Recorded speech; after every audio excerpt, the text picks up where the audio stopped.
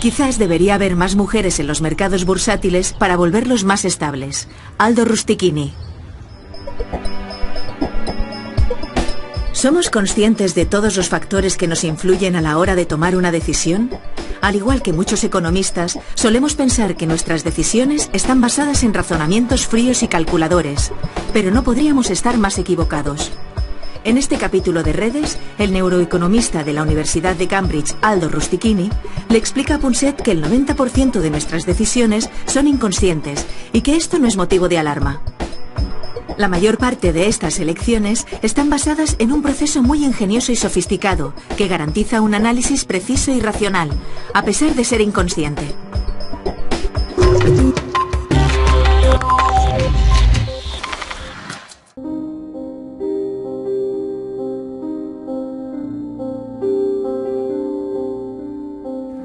Estamos en la antigua casa de Miguel de Unamuno, nada menos que Miguel de Unamuno, en Salamanca. Y nunca hemos sabido muy bien si Unamuno era el más español de los españoles o era el que más se alejaba del español común. Lo vamos a dejar porque tenemos un tema casi igual de interesante para esta noche. Hoy nos encontramos con el científico, neurocientífico, economista Aldo Rustichini. Aldo, it's marvelous. Es maravilloso tenerte con nosotros en el programa. Y me siento tentado de recordarles a los telespectadores algo que hemos sabido desde hace mucho tiempo, y es que se produce una especie de explosión, o ¿cómo lo llamáis?, una descarga de testosterona en los embriones antes del nacimiento. Sabíamos que si esta descarga de testosterona funciona, afecta la longitud de este dedo en el sexo masculino, en los hombres. Y entonces el índice, la longitud del dedo índice es menor que la del anular, de lo que los americanos llaman el dedo de los anillos. Pero lo que no sabíamos, no teníamos ni idea, es lo que nos habéis contado después de muchos experimentos en el laboratorio. Habéis descubierto que cuando los operadores bursátiles tienen como consecuencia de la testosterona este dedo en concreto más largo que el otro, ganan mucho dinero, son más agresivos. De hecho, obtienen hasta 10 veces más ganancias que el resto. Por primera vez, tenemos que plantearnos que en el proceso de toma de decisiones también hay un componente biológico y que no solamente interviene la mente, ¿no?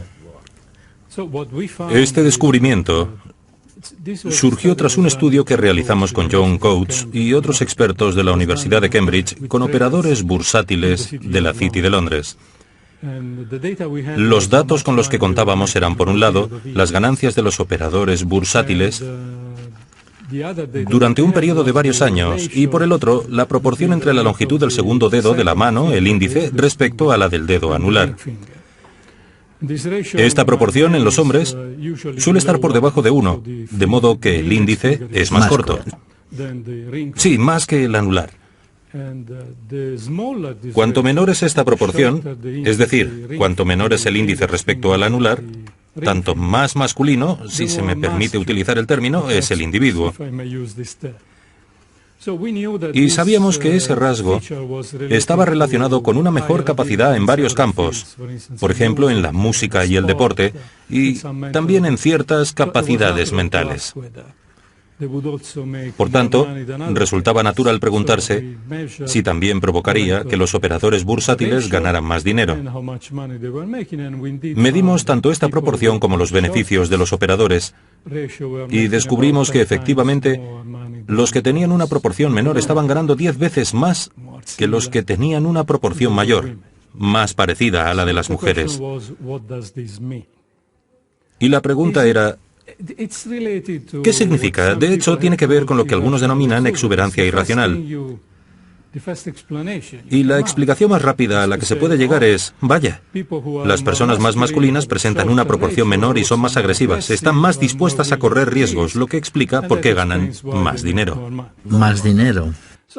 De hecho, la deducción rápida es cierta, porque estamos hablando de personas con más agallas. Recordemos que se trata de personas cuyo trabajo es el siguiente: mirar atentamente las pantallas y decidir en cuestión de segundos si deben invertir o no 100.000 libras esterlinas, o a veces incluso más en un activo concreto. Deben tomar esa decisión, mirar la información, procesarla rápidamente, tomar una decisión a toda velocidad y luego esperar a ver qué pasa. Por tanto, resulta evidente que se trata de la combinación de dos cosas. Se necesitan agallas porque hay en riesgo 100.000 libras esterlinas. Se necesita testosterona, vamos. Sí, eso es, testosterona, pero ¿para qué? Me gustaría recalcar que no solamente se precisan agallas, no todo se reduce a la agresividad, a ser agresivo. También es preciso ser muy rápido a la hora de procesar la información y muy veloz para detectar las oportunidades. Se trata de personas que, además de estar asumiendo riesgos, también son muy listas. Creo que lo que este resultado nos dice, o nos sugiere, es que se necesita estar dispuesto a asumir riesgos, pero a la vez contar con la inteligencia de saber cómo hacerlo. Es curioso, porque otra cosa que demostraría lo que dices es esta paradoja de tener atletas y músicos que también responden a lo mismo. Si tienen éxito como músicos y como atletas, no puede ser solamente por la testosterona, ¿no? Digo yo. ¿O sí? Depende. Todavía no entendemos muy bien lo que hace la testosterona. Sabemos que probablemente haga que uno esté más dispuesto a correr riesgos, pero el caso es que todavía no entendemos muy bien cómo incide en otras facultades, en especial en la inteligencia. Teniendo en cuenta que repercute, por ejemplo, en el rendimiento musical, debe hacer algo más que aumentar la disposición a correr riesgos. Imagina que te ofrecen dos productos alimenticios idénticos. La única diferencia es que en un envoltorio se avisa de que el producto contiene un 1% de grasa. En el otro se informa de que es 99% libre de grasa. ¿Cuál preferirás? En realidad, los dos son iguales, solo que el porcentaje de grasa se ha expresado de forma distinta. Sin embargo, la mayoría de nosotros preferiremos el segundo. ¿Por qué? Porque el lenguaje utilizado en que se resalta la palabra libre y el 99% nos hace creer que este producto tiene menos grasa que el otro. La manera en que se nos plantea una determinada situación puede tener un efecto en cómo elegimos. A esto, en psicología, se le llama efecto marco. Por sorprendente que pueda resultar, lo cierto es que la capacidad para dejarnos engañar por estos trucos está muy relacionada con nuestra biología. Un equipo de investigadores ofreció a los participantes de un experimento 50 euros a cada uno.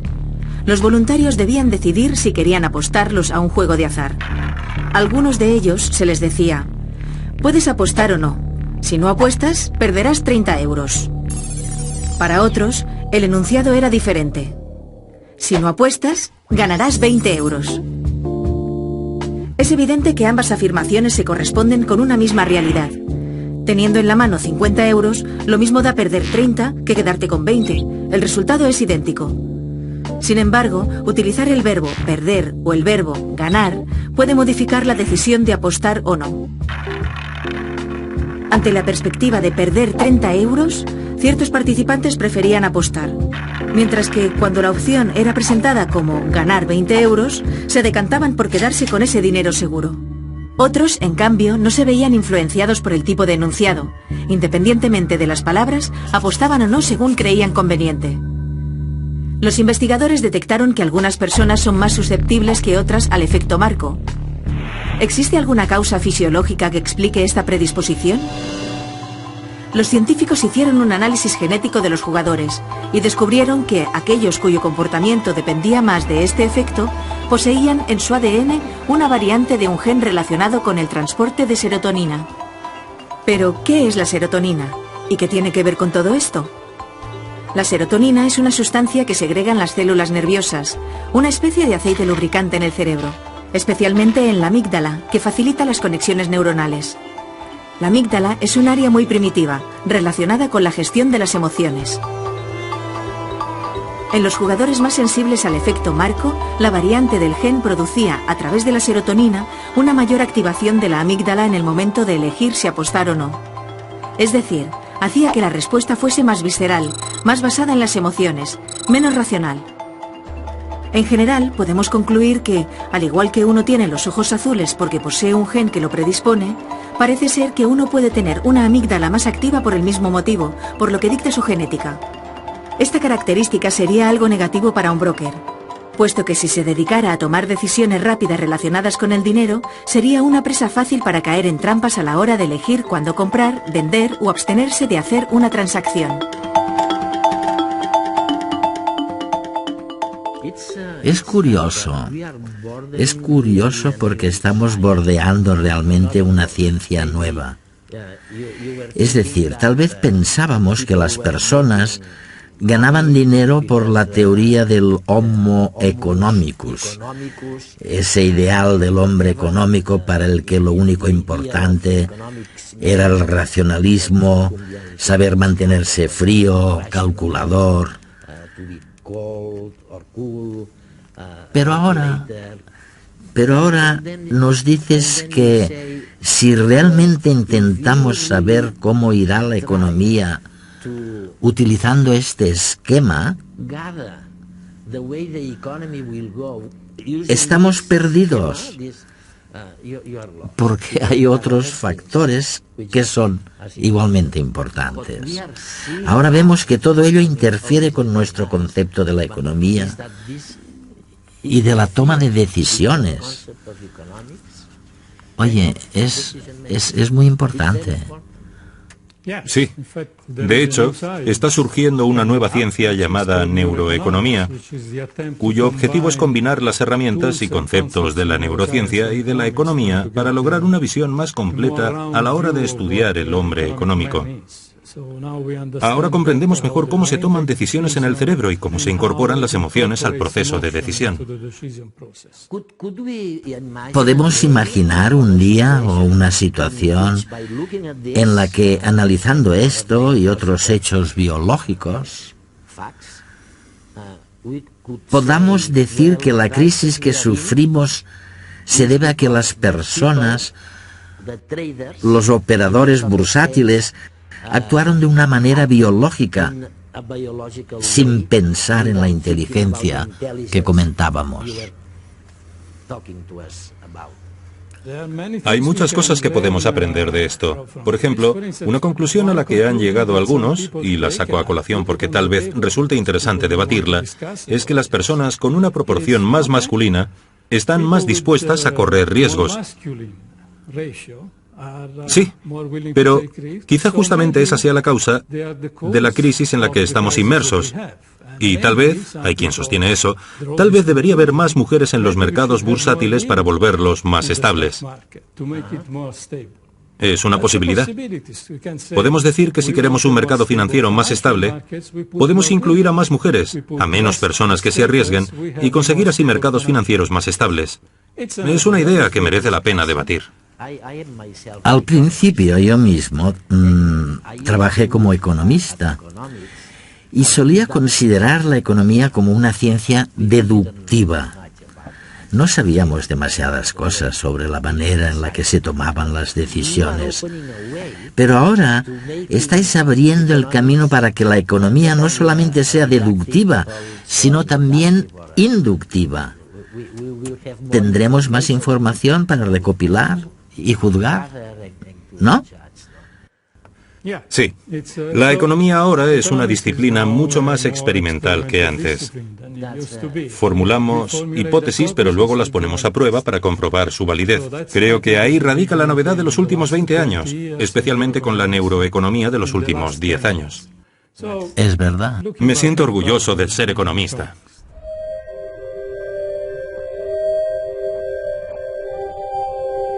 La ciencia está descubriendo el espacio irrisorio que ocupa en el cerebro el pensamiento llamado consciente o reflexivo.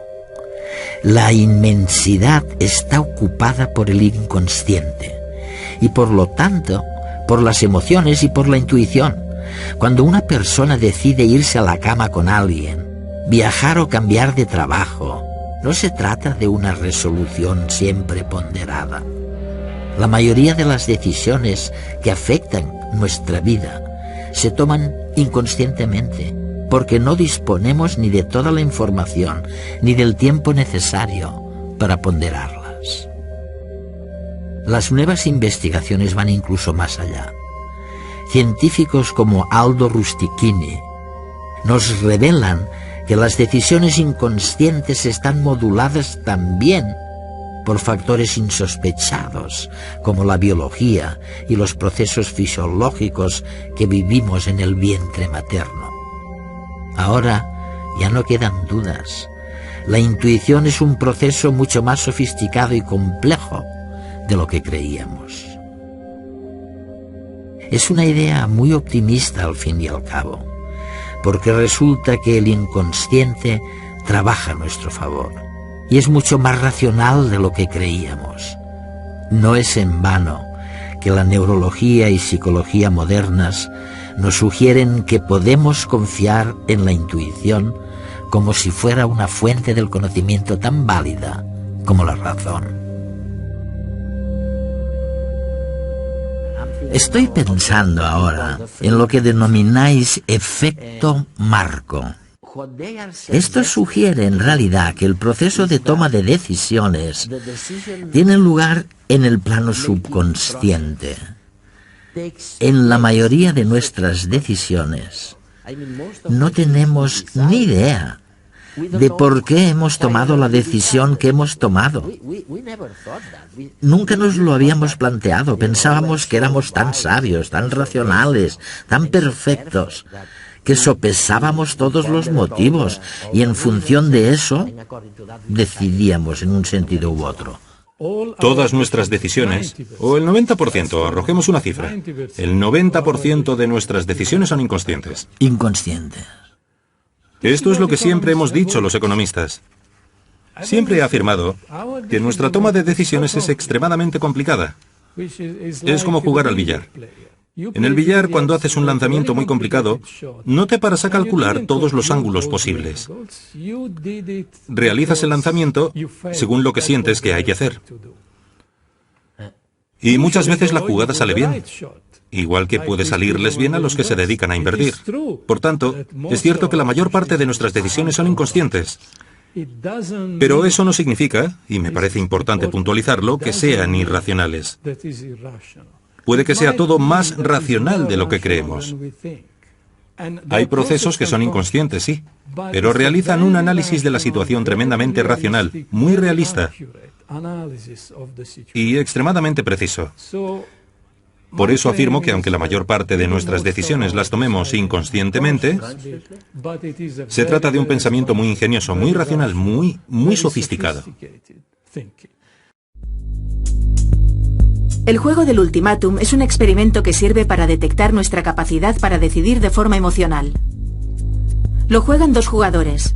El experimentador les ofrece 100 euros para que los compartan. El jugador A es el depositario del dinero y debe decidir cuánto se queda a él y cuánto le ofrece al otro. Solo se puede hacer una única propuesta. No hay más negociación posible. Por su parte, el que no recibe el dinero, al que llamaremos jugador B, debe decidir si acepta o no el ofrecimiento. Si acepta, se reparten el dinero y todos contentos. Si no acepta, los dos pierden y nadie recibe ni un euro. ¿Cómo se hará el reparto? Eso depende de cada cual. Durante décadas se ha jugado en distintos países y se han visto conductas de todo tipo. Hay distintas opciones. Algunos, ante la posibilidad de decidir cuánto reparten, son altruistas y ceden la mitad, es decir, 50 euros al otro jugador. En ese caso, suele haber acuerdo fácilmente y se resuelve el juego de forma beneficiosa para ambos. Pero, ¿qué pasa cuando el que decide el reparto, el jugador A, prefiere ser más egoísta? ¿Aceptará el otro un reparto en que sale menos beneficiado? ¿O por el contrario preferirá rechazar la oferta aunque él pierda también a cambio de que el otro no se salga con la suya? Según la teoría económica estándar, independientemente de lo que el jugador A le ofrezca al jugador B, este debería aceptar siempre, puesto que, sea lo que sea, siempre será más que nada, que es lo que tiene al inicio del juego. Sin embargo, años de experimentos muestran que los humanos no somos así. La inmensa mayoría de jugadores B prefieren castigar a su oponente cuando éste les ofrece una cifra por debajo de los 20 o 30 euros. Es decir, que la avaricia, a partir de este punto, es castigada de forma sistemática. ¿Por qué preferimos quedarnos sin nada antes que aceptar una cifra pequeña? Ante un acuerdo que consideramos injusto, ante un abuso de poder, nuestra indignación crece y clamamos venganza. A pesar de perderlo todo, preferimos la justicia a un beneficio humillante. Lo que ocurre a nivel cerebral es que dos tipos de razonamiento se enfrentan en esta situación. Por un lado, nuestra parte más racional y lógica, en el córtex prefrontal, nos anima a aceptar cualquier propuesta económica en la que haya una ganancia, por baja que sea. Por el otro, el cerebro más primitivo y emocional nos hace sentir enfadados y deseosos de restablecer lo que consideramos justo. Esta parte gana la primera, haciendo que nuestra decisión sea, finalmente, emocional. De hecho, podemos concluir que el sentido de injusticia es algo innato en nosotros, con un origen biológico que puede ser incluso localizado dentro del cerebro. Se produce una alta actividad en el núcleo estriado dorsal, parte del cerebro asociada con el castigo y la recompensa, y en la ínsula, donde se genera la sensación de aversión. Pero generalmente no suele haber jugadores que ofrezcan cifras demasiado pequeñas. En la práctica, en la mayoría de los casos el jugador A propone un reparto equitativo e incluso, espontáneamente, ofrece una cantidad superior a la que se reserva. No suele ser complicado llegar a un acuerdo. Y, a pesar de que nuestras emociones inconscientes son las que dictan las reglas, el resultado no es nada irracional. En realidad, solo nos dan ventajas. La indignación y la búsqueda de justicia nos ayudan, en la vida, a detectar rápidamente de quién debemos fiarnos y de quién no. Gracias a esta capacidad inconsciente construimos nuestra vida social. It's fantastic. Es fantástico, porque probablemente sea cierto que no sabemos cómo decidimos, pero como tú dices muy bien, decidimos mediante métodos muy sofisticados, y eso no significa que no estemos decidiendo de un modo complejo. Sí. Lo mismo pasa con las emociones. He dedicado cierto tiempo a estudiar el arrepentimiento y la envidia. Ahora entendemos ambas emociones un poco más. Si pensamos en el arrepentimiento, podríamos decir, ¿de qué sirve arrepentirse? Tomaste una decisión, las cosas salieron como salieron. ¿De qué sirve mirar atrás y pensar, vaya, ¿podría haber decidido otra cosa? ¿Por qué hacerlo? Parece irracional, ya sabes lo que dicen, a lo hecho pecho. En cambio, hemos visto que se trata de una emoción muy racional, puesto que nos enseña a hacerlo mejor la próxima vez. El arrepentimiento es una emoción muy importante, que consiste en pensar en alternativas hipotéticas. Algo así como, ¿qué habría pasado si hubiera tomado una decisión distinta?